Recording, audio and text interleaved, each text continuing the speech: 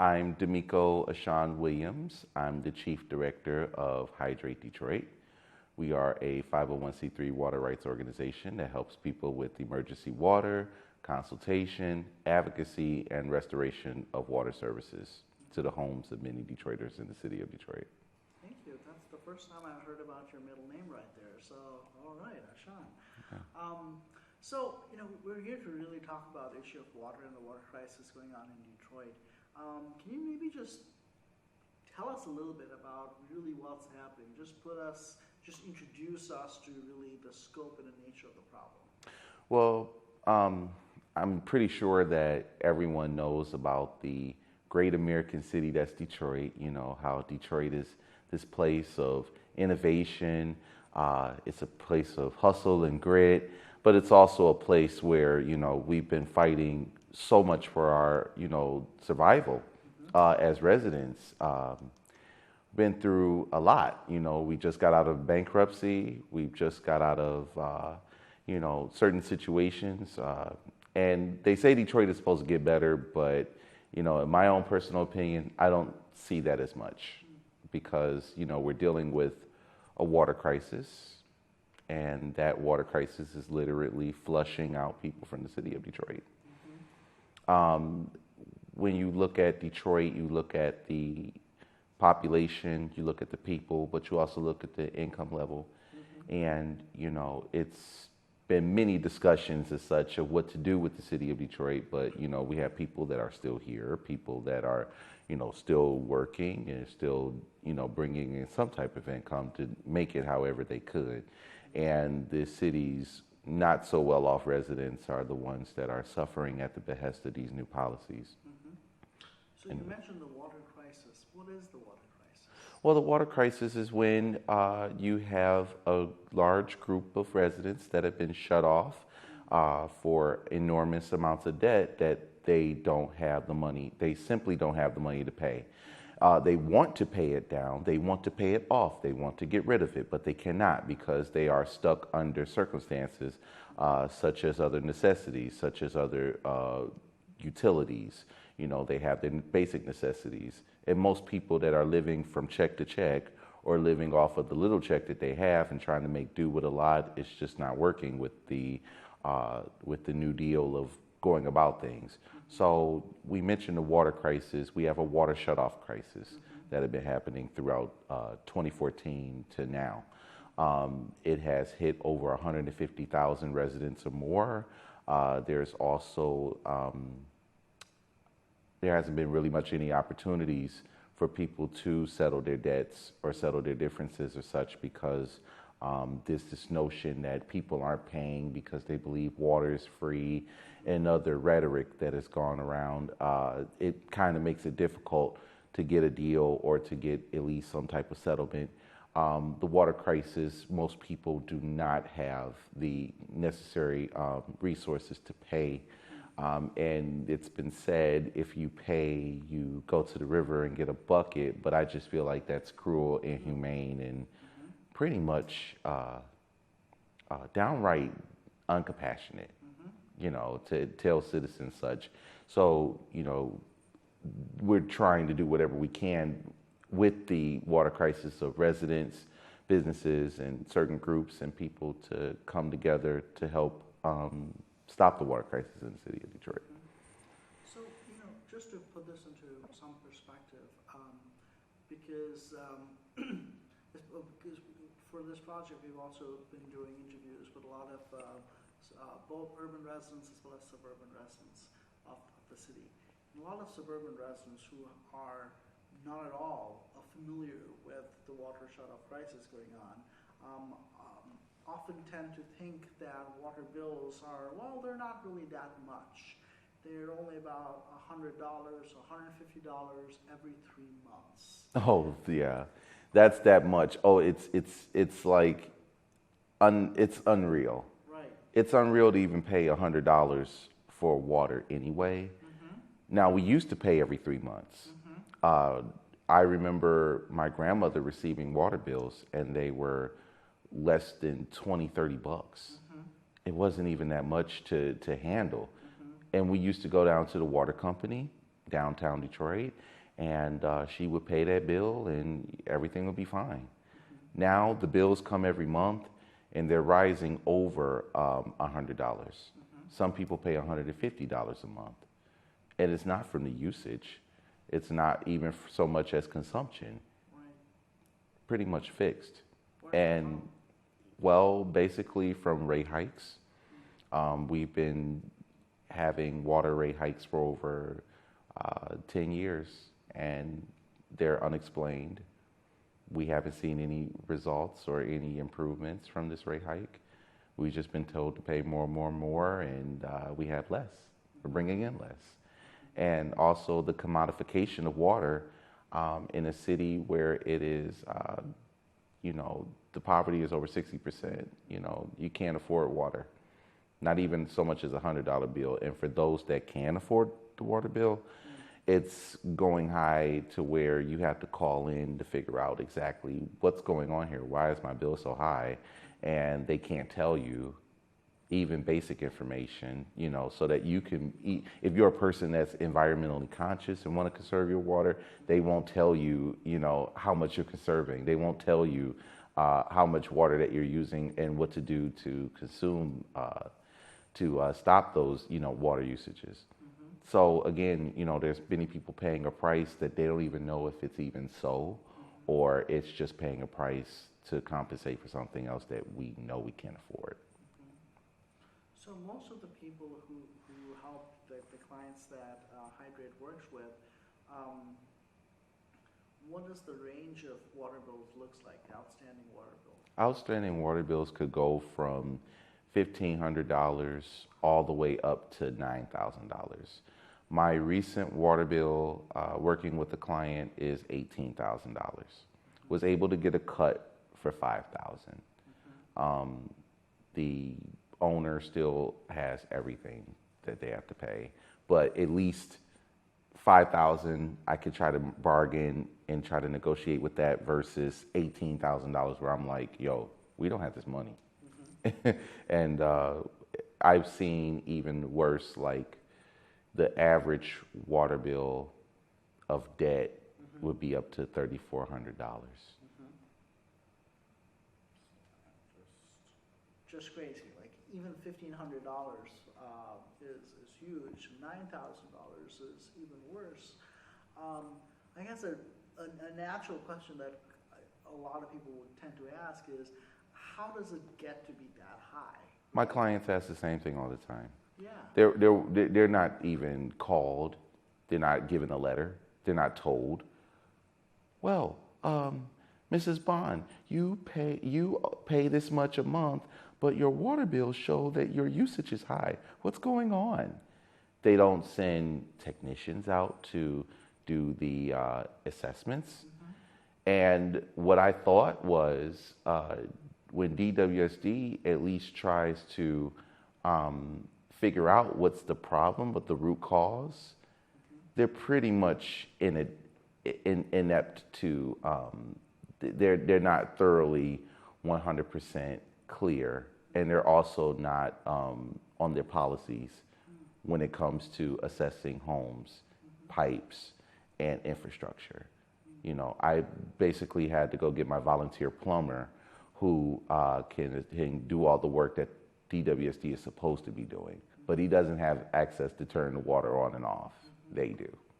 So no one called them to say, hey, maybe you have a leak somewhere, and maybe you should get that checked? No, no. Or not even saying that, you know, Mrs. What's your name? You've got, you know, $3,000, bill over here. No. We're going to shut it down for a while, or would you like to tell us a little bit about why it's? No, absolutely not, because, you know, certain people may have accidents. And accidents are, you know, when your pipes burst or you have like a leak that, you know, that just goes wherever. You may not be aware that you have leaks. You know, you may not could afford a plumber to help you with those leaks and challenges. The problem is that DWSD would hope that the house is abandoned, that they can get whatever money they can get, and that you don't, you know, pitch a nerve or however, you know what I'm saying, to complain about your water bill, when many people have been trying to wait for their home energy grants to come, so they can weatherize their home. They can get new pipes, they can get new infrastructure, and that never comes. But DWSD, when they send a big high bill and you're calling, you're not being told valuable, important information. By the time you are told, you're like, well, how did this happen? Can you show me? And they'll give you printouts of your meter readings. They even do direct reads every month. But the problem is that, if you're not understanding of how much water that you use and you don't have the resources to get a plumber or to get things fixed, then, that bill is going to be your worst enemy. Do you have clients who believe that they have been paying the water bill properly all this time, or maybe paying their landlords, but then they later find out that those payments have not been made on time? Yes, absolutely. So we get people that get into new housing. We're not sure how they are arranged because Hydrate Detroit doesn't get into those type of matters. We don't get into landlord-tenant matters, but we can provide advice on how to deal with your landlord. And there is a situation of slumlords. I am very much against slumlords. I have a zero tolerance policy. If you are in a home where you've been paying and the water bill is not being taken care of, but it's not in your name, then you need to move out on the double. If the water bill is in your name, but you're living in a slumlord house, we have to go through extra channels and extra things in order to get you out of that situation.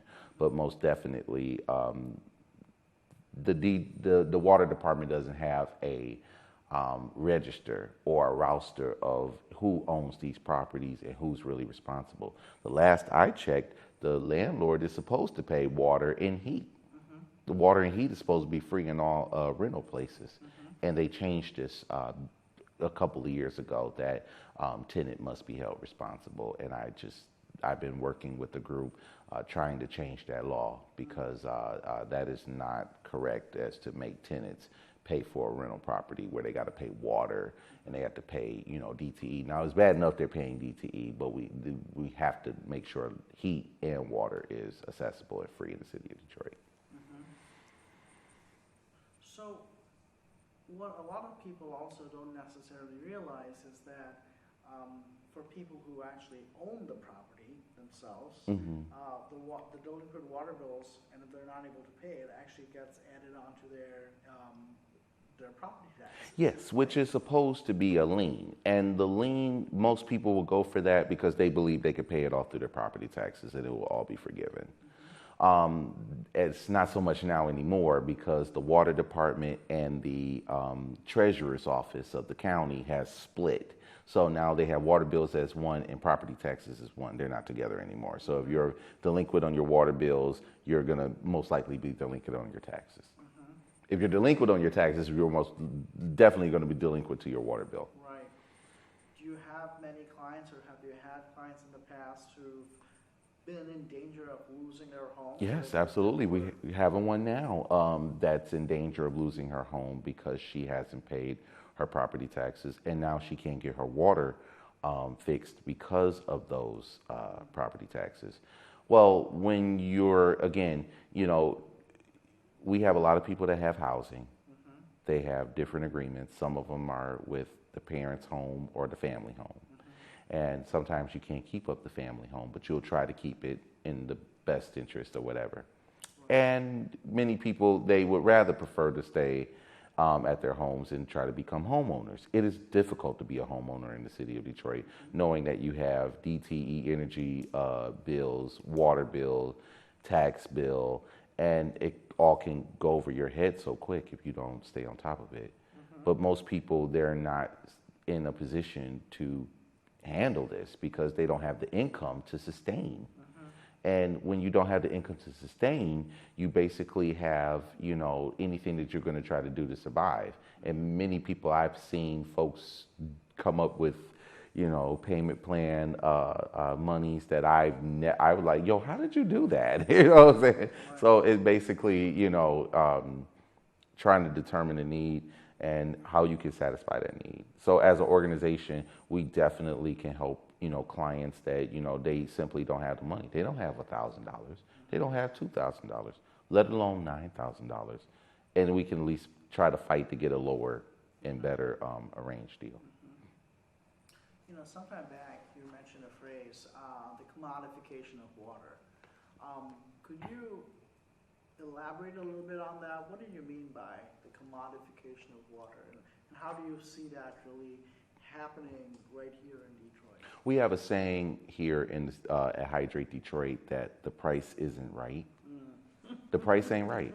Yep. So Like the TV show. exactly. That's the opposite part, right? You know, and I watch a lot of I watch a lot of shows where they negotiate, like mostly Pawn Stars or something like.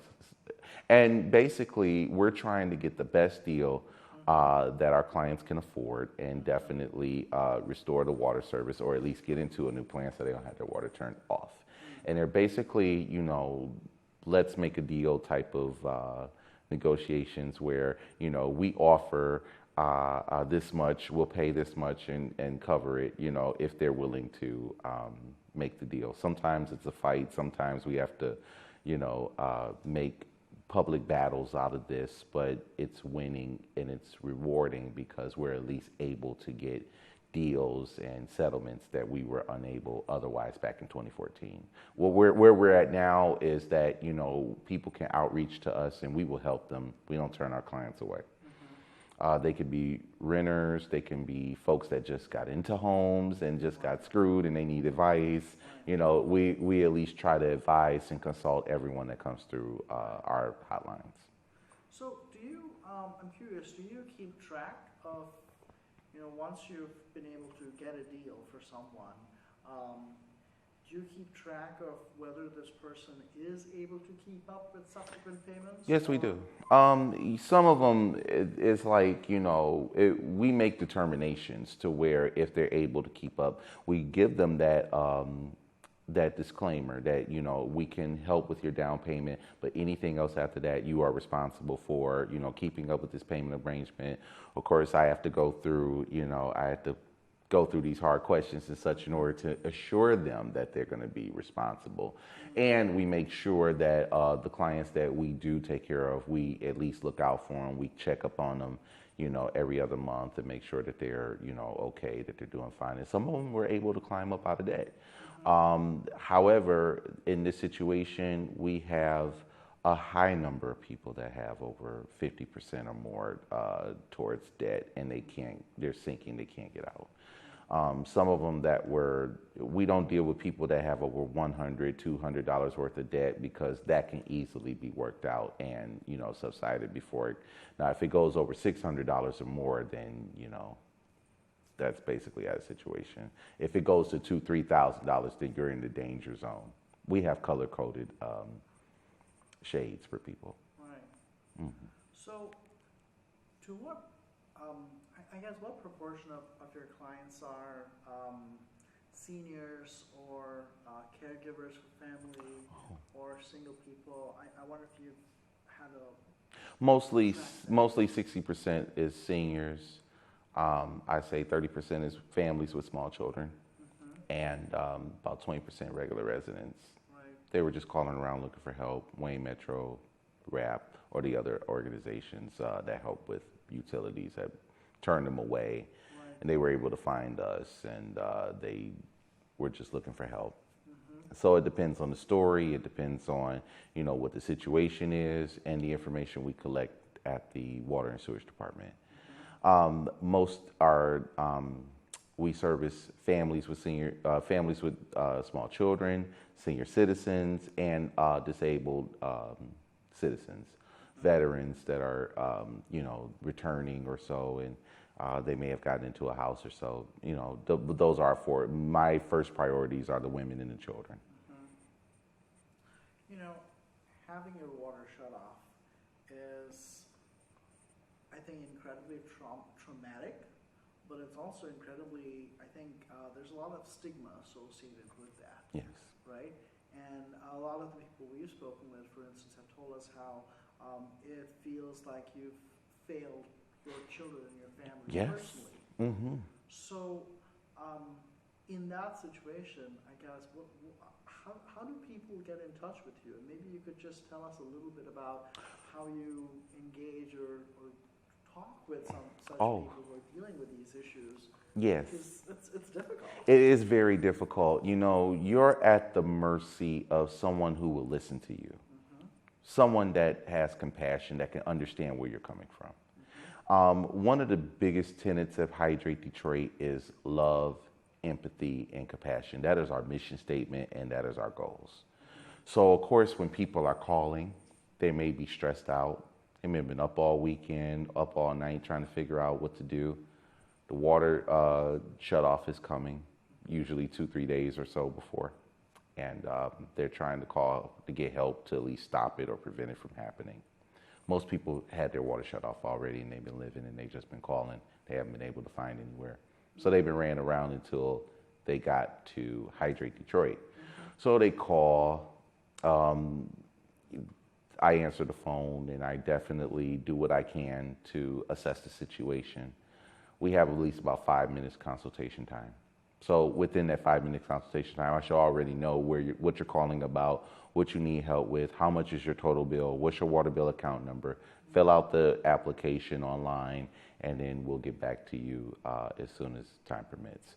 When we do, we usually get the information from the Water and Sewage Department about the bill, about the account, and what they need to do to stop the water shut off. The number one thing is outreach. So we're definitely improving in outreach efforts to make sure everyone knows our number, at least email for information. They know how to get in touch with us. They should know who I am, who my partner is, and they should also know what we do, and that they should not be afraid to call or to at least ask questions or inquire. So with me, you know, I get on the phone. It has to be me. I've told all my team that I can't let volunteers work the phones, because they have to have that open connection. Right. We have to establish, you know, at least a relationship before we go any further, because I wouldn't know who it is on the other end of the phone, but that person on the other end of the phone might have needed me more than they ever known. Right. And we don't have any funders, we don't have any bosses over us, so we can get down to business and we can ask the tough questions that others are afraid to ask. And just the overall thought of, you know, having, like you just said, people are feeling like they failure. They feel like they've done everything they could, and they're just sinking and there's no way out. Well, closed mouths don't get fed is what I tell a lot of residents.